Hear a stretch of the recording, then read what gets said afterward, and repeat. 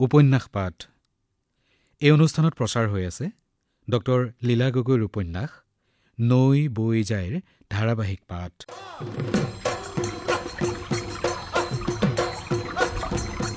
পাঠ আগবঢ়াইছে ঋতুপৰ্ণ দাস আৰু স্নিগ্ধা গগৈয়ে।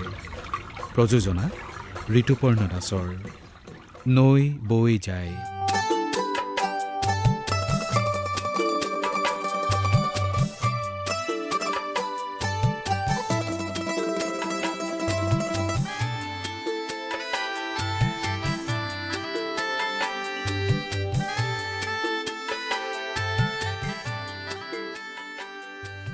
খোৱাগী নৈঘাটলৈ পানী নিবলৈ নহা হ'ল। ৰাতিপুৱা জাকৰুৱা মানুহৰ লগতে আহি গুচি যায়। মই খোৱাগীক নেদেখাই হ'লোঁ। ঘৰত কথা বতৰা নপতা হ'লোঁ। কোনোবাই কিবা সুধিলেও গুজৰা মাৰি উত্তৰ দিওঁ। মই কিবা কাম বন নকৰি সোঁতত উটি খোৱা ডেকানে? খৰি লুৰি মাছ মাৰি হাল বাই মহ ৰখি খোৱা মানুহ। মোৰ সমান কামে বনে পাকৈত ডেকানো গাঁওখনত কেইটা আছে? মই মোৰ মনে খোৱা ছোৱালী এজনী আনিলোৱেই যেনিবা। বৰদেউতাহঁতৰ কি ভাগৰ গাল কাঢ়ি খাম? পেটে পেটে ডাঙৰ পৰিয়ালৰ লগত মোৰ অসূয়া আৰম্ভ হ'ল। কাম বন কৰোঁ, মাত বোল নাই। আইৰ লগতো আগৰ সনা পিটিকা ভাৱটো পাতলি আহিল। চোতালৰ মূৰতে সেন্দুৰীপমা কাঠৰ চটী এটা 22খনেৰে চাচি আছিলোঁ। এবাৰ পিছলি আহি সোঁ ভৰিটোত মাৰেই আৰু। ঘৰৰ মহামৃতক পোন আছিল বুলি মই বাচি গলোঁ। গাটো ঘামি গ'ল। এনেতে আমাৰ ঘৰৰ কাষেদিয়ে কলিমন গৈ আছিল। মোক দেখি সোমাই আহি সিও চটীটোৰ ওপৰতে বহিল, ময়ো বহিলোঁ। এটা কথা নহয় ভগী। কি বা কলি ককাই? এইবেলি বুইছ, তোৰ মহটোৱে মোৰ মহটোৰ যুঁজ এখন লগাম। হেৰৌ, ঐ চ'তৰ বিহুলৈ ছমাহ আছে, বোলে হাত মেলি মেলি নাচে। নহয় অ', আজি আঘোণ সোমালে, আঘোণ যাব, পু ঘূৰিলেই দেখোন পালেহিয়ে। যুঁজাও যদি ক, গুণা মহ গলধন ধৰাব লাগে। হেৰা, এই কেইবাবছৰো ভাল লেকেটীয়া যুঁজ দেখা নাই। যুঁজাবৰ মন যায়। মোৰতো টাকুৰি শিঙীয়া মহ, তোৰতো হ'ল কাউৰী শিঙীয়া। কাউৰীত কাপ খাই পৰে। তোৰটোহে সাংঘাতিক, শিঙে চকুত ধৰে। যুঁজাবি নেকি? যুঁজাম। বেছ কথা।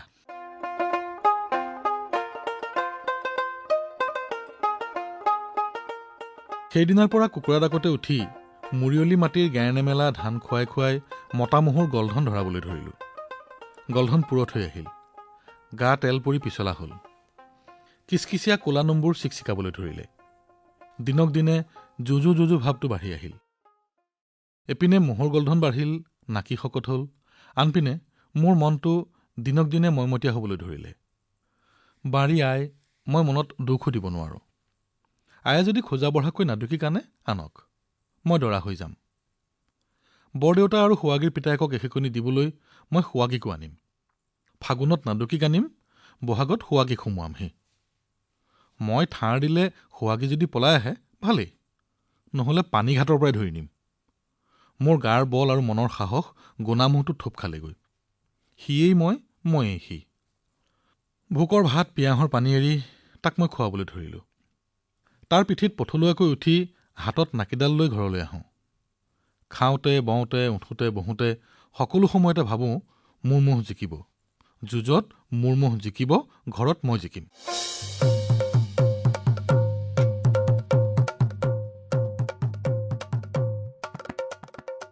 কাহিলি কাহিলি পোহৰ হওঁতে ওলাই আহিলোঁ। মহটো চৰাই আনি দিখৌত গা ধুৱাম বুলি গৰাৰ তললৈ নামি গলোঁ। নাকিডাল ঢিলাই দিলোঁ। বালিচটটো পাৰ হৈ পানীত নমাই দিয়াৰ লগে লগে সি বাগৰি দিলে। গলধন ধৰা মহ ৰ'দে ধৰিছিল। দুপৰীয়া পানীঘাট নিজম পৰিছিল। ইপাৰে সিপাৰে মানুহ নাই। দেখিলোঁ অসময়ত সুৱাগী গা ধুবলৈ আহিছে।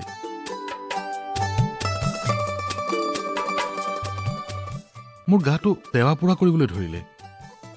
আজি ভালেমান দিন সুৱাগীক দেখা নাই। মনৰ কথাও জনাবলৈ পোৱা নাই। আয়ৈ বুলি বিহুনাম এটা গাই পঠিয়ালোঁ।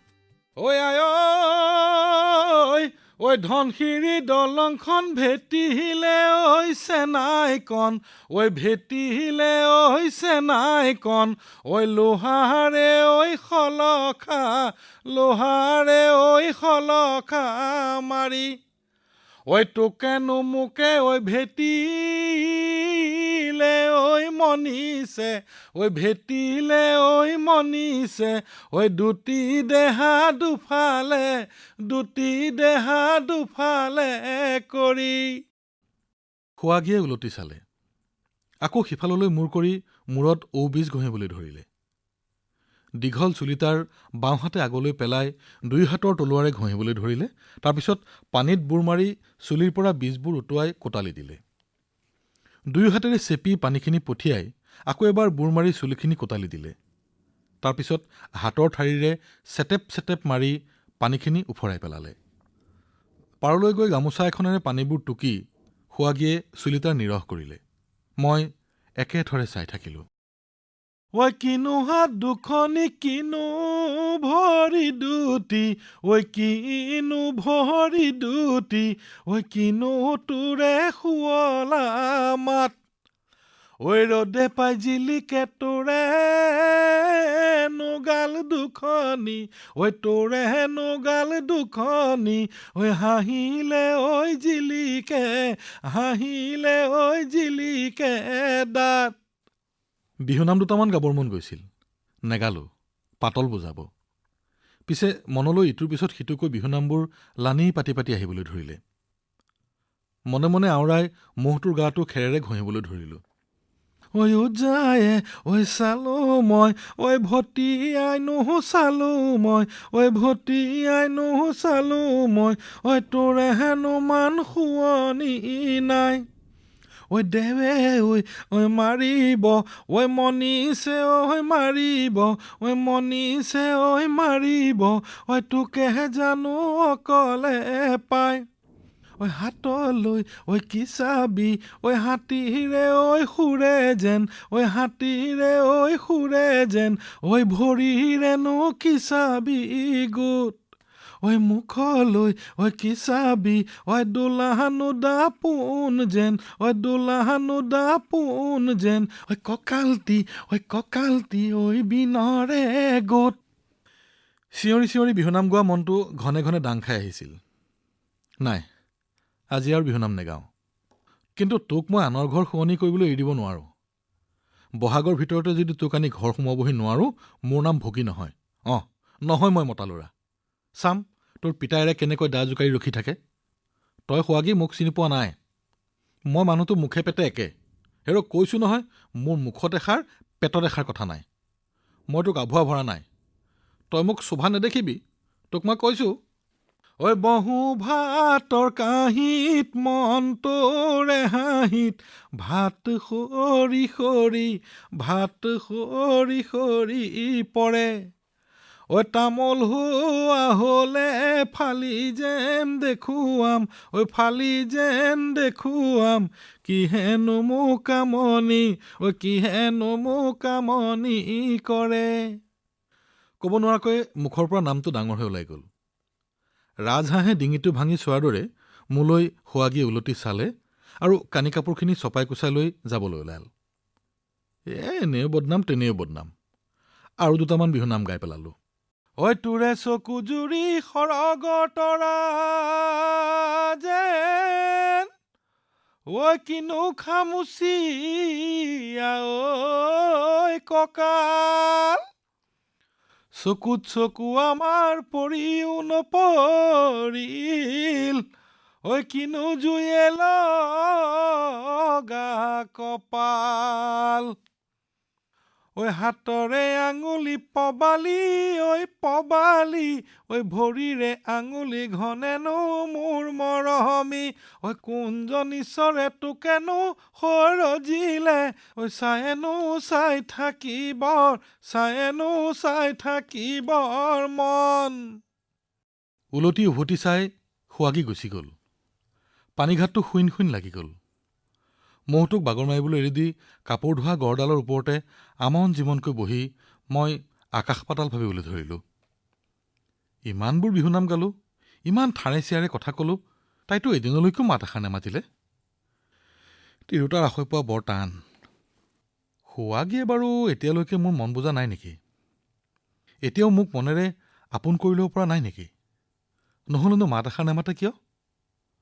কেৱল হৰিণীজনীৰ দৰে ভেলেঙা লাগি চাই থাকে। এদিনলৈকে যদি এষাৰ কথা ক'লেহেঁতেন, আৰু মোৰনো কি নাই, তাই মোক আপোন বুলি ভাবিব নোৱাৰে কিয়? দিখৌৰ তলিজিলিকা নিজনি পানীত চেলেকনা মাছবোৰ চিলিক চিলিক কৰি জঁপিয়াই জঁপিয়াই উজাই গৈছে। সিপাৰৰ নদালি ভলুকা বাঁহজোপাৰ ছাঁটো পানীত জিলিকি উঠিছে। নৈৰ তলিখনৰ বালিচন্দাবোৰ চিকমিকাই উঠিছে। মোৰ মনৰ তলিখনো যদি সোৱাগীক দেখুৱাব পাৰিলোহেঁতেন, আৰু সোৱাগীৰ মনটোও যদি বাঁহজোপাৰ ছাঁটোৰ দৰে মনিব পাৰিলোহেঁতেন। মনটো বেয়া লাগি গ'ল। মহটো লৈ ঘৰলৈ গুচি আহিলোঁ। একো কাম হাতত নুঠিল। গাত এৰী চেলেংখন লৈ বহি থাকিলোঁ। নতুনকৈ মাহখাৰেৰে ধোৱা কাপোৰখনৰ পৰা চিনাকি চিনাকি গোন্ধ এটা আহি নাকত লাগিলহি। ৰ'দত শুকাই কণকণীয়া হোৱা কাপোৰখন দুচাটি মাৰি লওঁতেই খমখমাই উঠিল।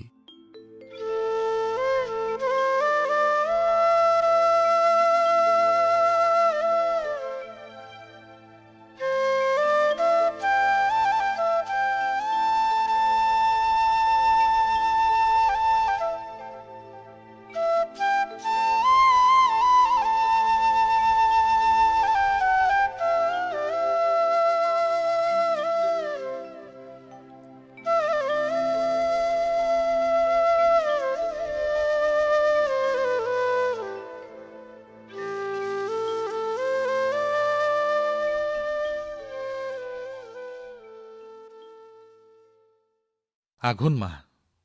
পথাৰত পকা ধান, হামচুৱা পথাৰ। বাৰীৰ ঢাপৰ পৰা ৫ চিটা মাটি পোনে পোনে দক্ষিণফালে আগবাঢ়ি গৈছে। মাটিৰ মূৰত লখিমী জান।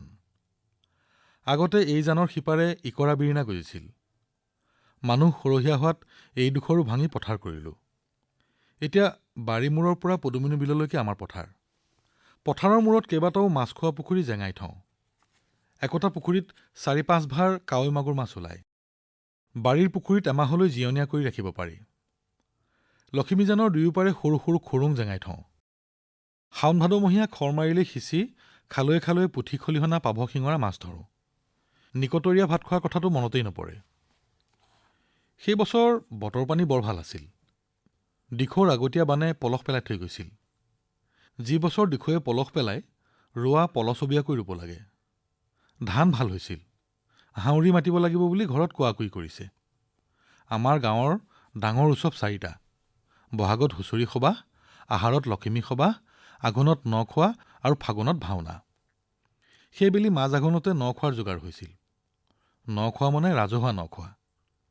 ঘৰে ঘৰে কোনোবাই ন খালেও সেইদিনা গাঁৱৰ ডেকা ডুমা, ল'ৰা বুঢ়া, জীয়ৰী বোৱাৰী আটায়ে মিলি এসাঁজ খায়। ন খাবলৈ লখিমীজানৰ দুবিধ জেঙাই থোৱা জাঁজ মাৰে।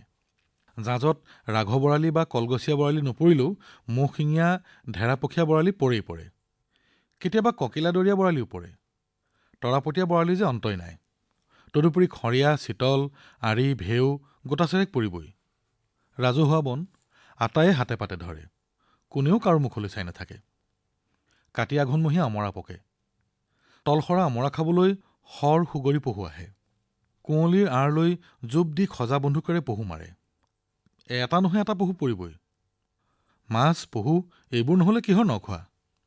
জোতা জোতে মাছ, একোটা গোট পহু। মাছ কাটে, মঙহ কোটে, শাক বাচে। সৰু মাছ বাচে, পেটু কাঢ়ে, পহু কাটে। মাছ চকল চকল কৰি দিয়ে। নোৱাৰিলেহে টুকুৰা টুকুৰ কৰে। মঙহ ডোখৰ ডোখৰ কৰি থয়। বাৰীৰ শাক পাচলি লাই, লফা, পালেং, বাবৰি, আঞ্জা ৱাদানি। পোনতে বুঢ়া বুঢ়ী আৰু ল'ৰা ছোৱালী, তাৰপিছত ডেকা ডুমা আৰু শেহত জীয়ৰী বোৱাৰীবোৰে খায়।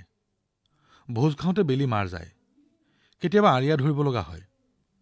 সেইবেলি মাছো সৰহীয়া। ডেকা সৰপহু এটা পৰিছিল, গেৰা মহটোৰ সমান। মাছ মঙহ খাব নোৱাৰা হৈছিল। মানুহে পাতে পাতে ঘৰলৈ নিছিল।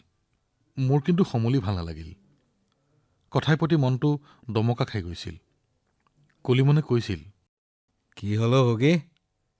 তই দেখোন আজিকালি কিবাবোৰ ভাবি থাক, মুখখন গুমুঠা হৈ থাকে। নাই, এনে এটা হাঁহি মাৰি কথাটো ঢাকিবলৈ বুদ্ধি কৰিলোঁ। মই পিছে সকলো তলা নলা পাইছোঁ। তইনো দেহাক পানী কৈছ কেলে? সংসাৰত কি জীয়ৰী ছোৱালী আটক পৰিছে? নহয় অ', তোক কোনেনো কৈছে? শুন, কলিমনে কাণত ফুচফুচাই ক'লে, মাজুৱে কি কৰিব? সুৱাগীক পানীঘাটৰ পৰা ধৰি আনিব পাৰিম। তই সাজু আছনে? সাজু হ। শুৱনি ঘৰ সাজ। এইবেলি বিহুতলিৰ পৰাই আনিম। শিমলু তোলাওৱা দি জীয়েক কুলেৰিব, মাজুৱে গমেই নাপাব। কলিমনৰ পেট পাই ঠাউকতে ক'লোঁ, এইটো কথা ঘৰতহে। আইৰ মন লাহৰৰ ঘৰৰ নাদুকিত। বৰদেউতাই মাজু কানিয়া জীয়েকক আনিবলৈ নিদিয়েও। তেনেহ'লে গাই শাক মূৰলীয়া। কি কৰ এতিয়া? সেইবোৰ চিন্তা থ। বছৰেকৰ মূৰত নখোৱা। ভালকৈ দবনি পিটি এপাত খাই লওঁ। মোৰ কি হ'ল জানো, ভোক খক কৰবালৈ গ'ল। ৰাতি ভালকৈ টোপনিও নাহে। আগতে কোনোবাই ভাৰ বান্ধি লৈ গ'লেও টোপনিতে ক'ব নোৱাৰোঁ। সেই এতিয়া পাতিত বাগৰ সলাই সলাই মোৰ ৰাতিটো পুৱায়।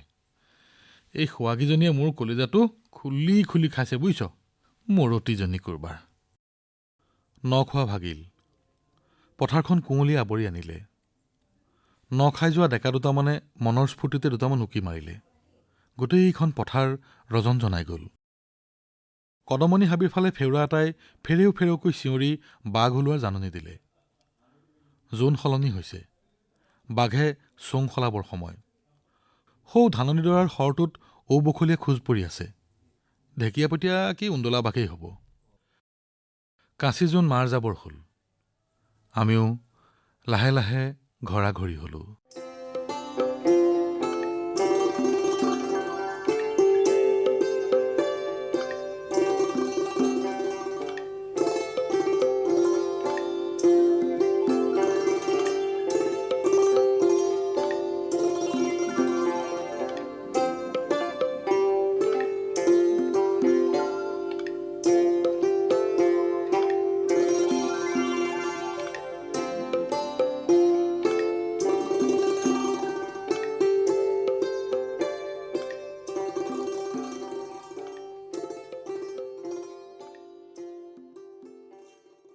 উপন্যাস পাঠ অনুষ্ঠানত ইমান পৰে ডক্টৰ লীলা গগৈ ৰচিত উপন্যাস নৈ বৈ যায়ৰ ধাৰাবাহিক পাঠৰ ৫ম খণ্ডটি শুনিলে।